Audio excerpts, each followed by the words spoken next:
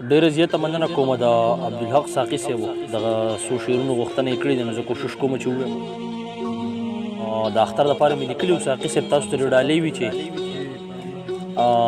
د لرې نه د نورو ماشومانو سیل ته ګوري، د لرې نه د نورو ماشومانو سیل ته ګوري، یتیم بچی ولاړ د غره په سر دی او اختر دی. مننه. د لرې نه د نورو ماشومانو سیل ته ګوري، یتیم بچی ولاړ د غره په سر دی او اختر دی. او جینۍ صغري ونیولي شان د ځان سره دا ووې، جینۍ صغري ونیولي شان د ځان سره دا ووې، خفه یم لالی مې مسافر دی او اختر دی. مننه یار مننه. جینۍ صغري ونیولي شان د ځان سره دا ووې، خفه یم لالی مې مسافر دی او اختر دی. ساقي جانه نن بیا د یوې کونډې په مخ ډېرې اوښکې راغلې، نن بیا د یوې کونډې په مخ ډېرې اوښکې راغلې، په چغو شو چې وران زما زیګر دی او اختر دی. مننه.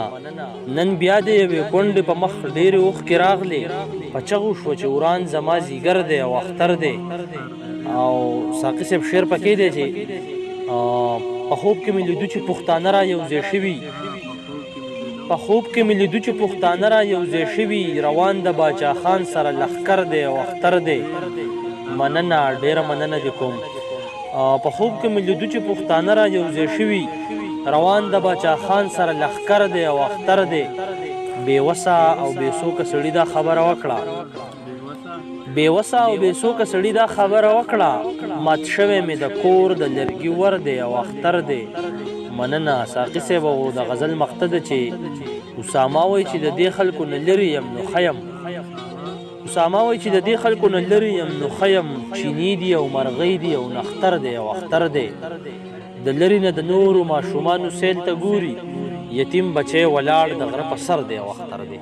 ډېره مننه.